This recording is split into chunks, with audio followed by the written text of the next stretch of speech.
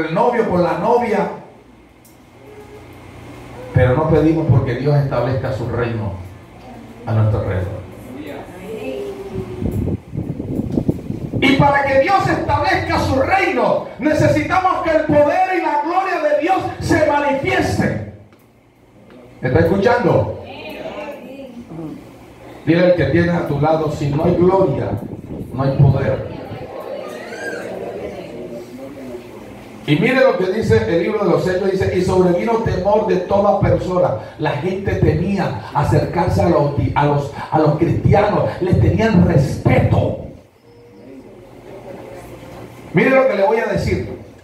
Cuando hay poder de Dios en la vida de una iglesia, la gente, por más que quieran hablar del creyente, no lo va a hacer porque tienen temor. Y ese temor produce cierto respeto.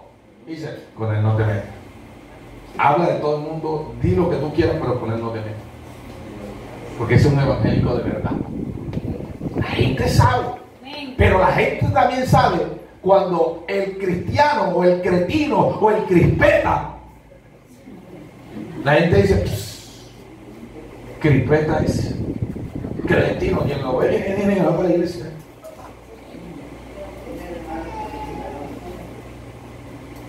Y la gente se burla, y la gente habla, y la gente respeta, y la gente mofa, y la gente señala. Pero esta iglesia no. La iglesia primitiva, la gente, Juan no se convirtió, pero tenía respeto por la iglesia. No hablaba nada. Dice que sobrevino un temor. ¿Por qué? Porque vieron las evidencias, el poder de Dios manifestarse, vieron a Dios glorificarse, vieron a Dios moverse, vieron a Dios sanar a través de ellos. Entonces no tenían palabra para decir lo que ellos hacen o dicen es mentira. No, porque a un familiar de ellos, un amigo, un conocido que era paralítico, que tenía el ojo que era ciego, que tenía un problema en el estómago, que tenía una pierna más corta que la otra, Dios hizo el milagro. Y él dice, no, yo conozco a ese muchacho, era paralítico y ahora camina porque Dios lo sanó en ese lugar. Pero nosotros necesitamos hacer que Dios mire hacia nosotros. No que use a uno, que nos use a todos. En la época primitiva, el poder de Dios no estaba confinado a los apóstoles, no. Estaba confinado a todo aquel que estaba dispuesto para llevar la gloria de Dios. Por eso usted ve a Felipe, por eso usted ve a Bernabé, por eso usted ve a hombres de Dios en aquel entonces que no estaban dentro de los 12 apóstoles, pero que Dios los usó poderosamente. Dios te puede usar a ti, mi hermano. Dios te puede usar en tu casa, en tu familia, en el barrio. Tú puedes ser el instrumento de Dios para este tiempo. Lo único que tienes que hacer es volverte a Dios en oración. Lo único que tienes que hacer es buscar a Dios en oración y dejar el ocio, y dejar dormir tanto, dejar de hacer las cosas que no debes de hacer para buscar a Dios. La iglesia tiene que orar. Ese es el principio y se lo voy a recordar 10, 40 veces. Pero la iglesia tenemos que volvernos. Yo estoy aburrido de la iglesia pálida. Yo no sé usted, pero yo estoy aburrido de la iglesia pálida. Yo quiero escuchar, quiero ver la gloria de Dios sobre nosotros. Dile al que tiene a tu lado, Dios quiere hacer milagro a través de ti. Lo sexto. Ay, Dios mío. Estamos, pero cuando la iglesia está en avivamiento, hay crecimiento de la iglesia local. ¿Aló? ¿Hay qué? Crecimiento. O sea que eso hay qué. ¿Qué es crecimiento? Multiplicación de qué? De almas. Es decir, la gente no cabe en la iglesia. Cuando hay multiplicación cuando hay avivamiento, ¿Por qué viene la gente? Primero porque hay una palabra, pero también hay una manifestación de la gloria de Dios. Hay milagros, señales, sanidad, y la gente quiere una respuesta. Entonces la gente viene. ¿Y sabe qué hace la gente? Se pelean. Me voy temprano para coger el puesto porque si no quedo de pie. Pero usted dice aquí, no, yo llego a las 9:30, a las 10 que llegue, yo consigo puesto. Hay un problema en nosotros. Si la iglesia no está creciendo, es anormal. Porque lo normal es que la iglesia crezca. Se lo voy a colocar el ejemplo. Usted nació. ¿Y cómo nació?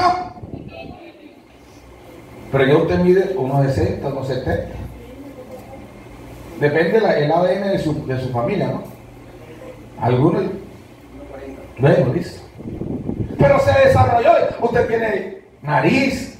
Ya usted creció, los brazos tan gruesos. Ojos. Es lo correcto en el desarrollo del crecimiento.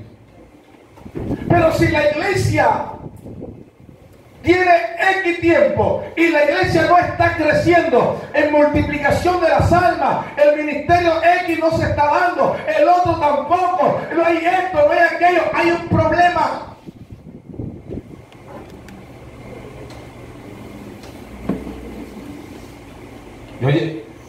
Yo vengo notando que al pasar no me está creciendo lo que él considero yo que debería de crecer.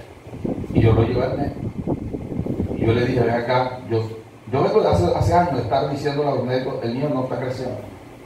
No está creciendo en el desarrollo correcto. No, que sí, que para allá, que tal. No está creciendo. Y entonces lo llevé. Y la médica, la última dijo, sí, realmente le hace falta. Y me le están mandando un tratamiento. ¿Por qué razón? Porque no está desarrollándose como tendría que desarrollarse. Eso pasa nosotros también como iglesia. La iglesia no puede quedarse estática. Tú como iglesia, tú no te puedes quedar en la misma manera como cuando llegaste aquí a la casa de Dios. Ya tienes 2 años y no te has bautizado. No has crecido. Tienes un problema. No trabajas en ningún ministerio. Tienes un problema. No sirves en la iglesia. Tienes un problema. Y si la iglesia no nos multiplicamos, es porque tenemos un problema. De la iglesia, una iglesia que está en avivamiento, es una iglesia que crece en todas las direcciones. De pronto no seremos una iglesia de 20,000, pero la iglesia va creciendo. Porque ahí tenemos que mirar a ver cuál es el ADN de cada quien. ¿Su papá era alto, hermanos? No, hermano Wilson mide 1,80. Por lógica, su papá tenía un ADN de estatura, ¿cierto? La hermana es alta. El problema es que no sé qué pasó allá así. Ahí sí no sé cuál ha sido. Entonces, allí le echaron el pedacito a Carola. Allí no se dio cuenta usted como me estoy dando yo cuenta con el pasaje de temprano. Así que presta la atención. Y ahí no se puede hacer nada. Pues cuando ya se llega a una máxima de edad, pero crecemos de otra manera. Pero la iglesia debemos de crecer de todas formas. Usted llegó a la iglesia llorando, lagrimando porque el problema económico, el problema de su esposo, ya pasó el tiempo. Ya usted tuvo que haber superado eso. Eso se llama crecimiento. Ya empezó a madurar, ya empezó a avanzar, ya usted no está llorando. De pronto el problema persiste, pero ya usted está en oración, en clamor, ya usted sabe cómo neutralizar el problema. Eso se llama crecimiento. Ha madurado, se está fortaleciendo. Y la iglesia debemos de crecer también numéricamente. La iglesia tiene que crecer numéricamente. Hechos capítulo 2, verso 47. Dice, y alabando a Dios y teniendo favor con todo el pueblo, y el Señor añadía cada día a la iglesia los que habían de ser salvos. Es decir, cuando la iglesia está en avivamiento, Dios mismo se encarga de traer a las personas. Dios toca el corazón de las personas. Nosotros como cristianos llegamos donde ellos, le hablamos y ellos empiezan a venir sin tanto esfuerzo. Porque la iglesia tiene que crecer. Eso es una cuestión de lógica. Ni siquiera tiene que ser tan espiritual para que podamos entender cuando la iglesia en esta área está en avivamiento o no. Es una iglesia que está en avivamiento. Es una iglesia que crece, que se multiplica, que hay caras nuevas todos los días y que permanece. Una iglesia que está avanzando. Eso se llama una iglesia que está en crecimiento, que está en avivamiento. Los ministerios están desarrollándose. ¿Cuántos ministerios de Ujieres tienen? No, hay 3 equipos de Ujieres. Está creciendo. De alabanza no hay 4 o 5 equipos de alabanza. Está creciendo. Porque todos no pueden tocar el mismo día. Pero entonces hay 4 equipos bien formados. Hay de maestros. No, hay 12 maestros de escuela dominical. Está creciendo. ¿Sí me está escuchando? Tenemos que aprender y tenemos que movernos en el crecimiento de la iglesia. Número 7. Esto me gusta. Cuando la iglesia está en avivamiento, la gente aporta para la obra por amor y pasión. ¿Me está escuchando? Cuando la gente de la iglesia está en avivamiento, cuando la iglesia está en ese mover, en ese avivamiento, esa gente de esa congregación no aporta a la iglesia porque le digan traigan, o porque va a caer un rayo, o por nada de esto. Aportan porque aman a Dios y aman su obra. Hay pasión por la casa de Dios y quieren que la casa de Dios esté bonita, que la casa de Dios se extienda, poseer, alcanzar. Entonces la gente va y lleva a la casa de Dios. No porque le están diciendo que lleven, sino porque ellos aman a Dios y a su casa. Miren lo que dice Hechos capítulo 4. Hechos 4, 36 y 37. ¿Lo tienen?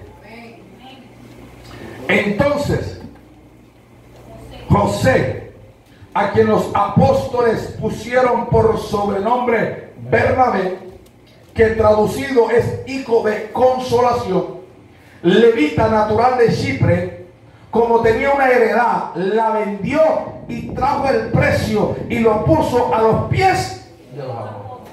¿Quién le dijo a Bernabé que la vendiera? Nadie.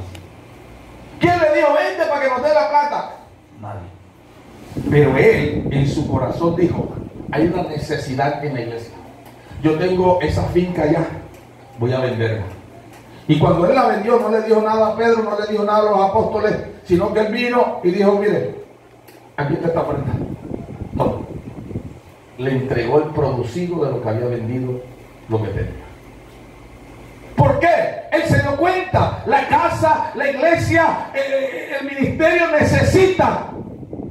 Eso pasa cuando alguien está en avivamiento. Pero cuando alguien no está en avivamiento, cuando alguien no está sintonizado con Dios, ¿sabe lo que hace? ¿Qué cree usted que hace?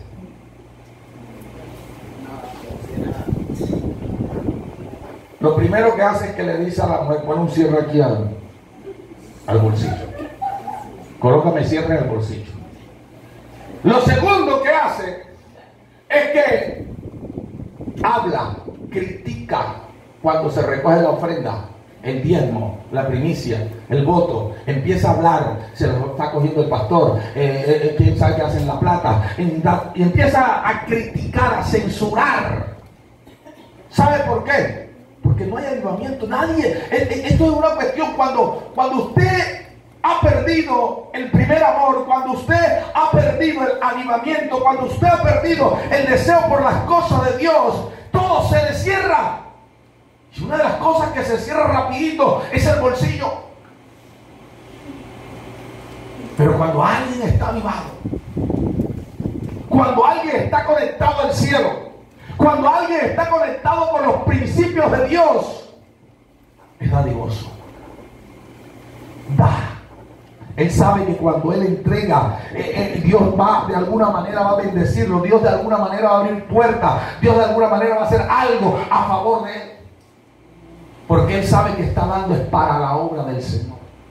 Y entonces Él se alegra cuando llegó esa bendición y se pintó la casa de Dios. Dice, gloria a Dios, porque pude aportar mi grano de arena. Entonces cuando nosotros estamos en avivamiento, la gente da a la obra del Señor por amor y por pasión. Este hombre entregó lo que tenía. Nadie le había dicho que vendiera y trajera de lo que tenía. No, nadie le había dicho. Él lo hizo por amor a Dios, por amor a su obra, porque él deseaba bendecir la obra de Dios, porque él deseaba que la casa de Dios estuviera bien, porque él deseaba que los hermanos que tenían la necesidad les fuera bendecido a ellos, porque él deseaba bendecir a Dios de alguna manera. Pero cuando no, cerramos el corazón. Número 8. La otra característica, esto me gusta mucho, es que el carácter de Cristo es impreso en los creyentes. Diga conmigo, el carácter de Cristo. Diga conmigo, el carácter de Cristo es impreso en los creyentes. Es decir, cuando una iglesia está en avivamiento, el carácter de Cristo, la esencia de Cristo, el fruto del Espíritu de Dios, viene a impregnarse en el creyente. Entonces la gente va a ver a ese creyente y llega ese creyente a un lugar, aunque no tenga Biblia en la mano, la gente va a reconocer que este es diferente. Y va a decir la gente, verdaderamente este es un creyente, la manera de hablar, la manera de comportarse, la manera de cómo recibe los problemas, cuál es la actitud que asume cuando hay un problema, hay una dificultad o una adversidad. ¿Sabe por qué? Porque algo que sucede cuando alguien está en avivamiento es que se le impregna Cristo dentro de sí, y todo lo que él hace, lo hace emulando a Cristo. ¿Sabe por qué? Porque el Espíritu Santo está en él. La mujer dejó quemar los huevos del desayuno. Hay un problema, ahí no está Cristo.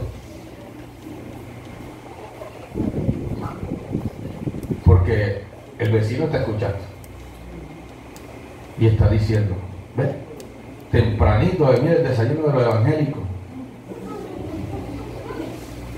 Ahí no está Cristo. Cuando estamos en avivamiento, nos aseguramos que Cristo esté impregnado en nosotros. Nuestras actuaciones y nuestras acciones están reflejando a Jesucristo. ¿Me está escuchando? Le hacen algo, le dicen algo, él no reacciona como antes reaccionaba, porque él primero todo lo mete en oración antes de tomar una decisión. Mire lo que dice el libro de los Hechos, capítulo 11. ¿Usted vino hoy aquí o no vino? Versículo 11. Capítulo 11, perdón. Versículo 12 en adelante.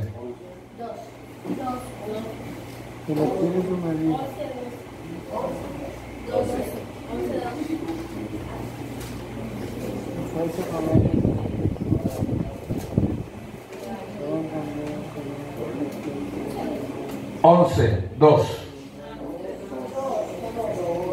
2. Y cuando Pedro subió a Jerusalén, disputaba con él. No. Permítame decir porque yo me equivoqué.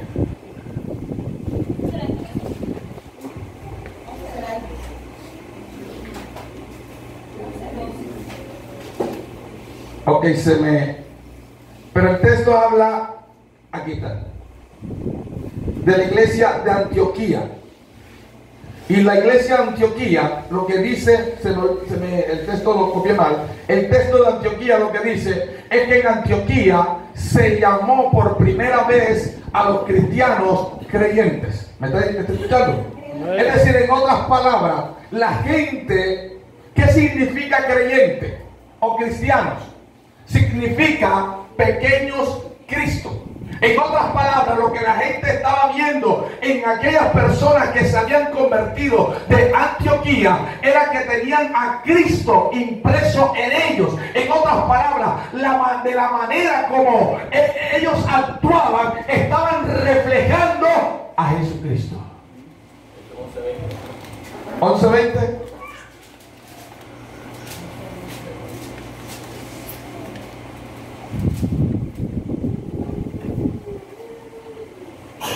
Pero lo que le doy a entender es eso. Cuando nosotros mire para acá, no se me entretenga ahí, usted lo buscará en su casa. Usted va a encontrar que en ese lugar, en Antioquía, la iglesia de Antioquía, fue la primera vez que a los cristianos se les llamó creyente. ¿Por qué? Porque la gente se estaba dando cuenta que ellos estaban emulando, estaban haciendo, estaban viviendo conforme Cristo vivió. Pero cuando la gente vea en usted que es un verdadero cristiano, Hechos 11:26. Entonces usted va a darse cuenta, o la gente se va a dar cuenta que usted es un verdadero creyente. Exacto. Y se congregaron allí. Ah, sí, esto lo tenían separado. Y se congregaron allí todo un año con la iglesia y enseñaron a mucha gente. Y a los discípulos se les llamó cristianos por primera vez en Antioquía. ¿Se le llamó cómo? Cristianos, que significa pequeños Cristo. En otras palabras, la gente estaban viendo a estas personas realmente emular la vida de Jesús. Qué bueno que nosotros pudiéramos, la gente nos pudiera llamar igual. Mire usted lo que pasó ayer, antes de ayer. El tipo que cogieron robando en un carro. Qué vergüenza. Un bus. Es vergonzoso. Porque en el día robaba y en la noche predicaba. Vergonzoso. No era ningún cristiano. No era nada. Sino que ahora lo van a revolver en el mismo vaso.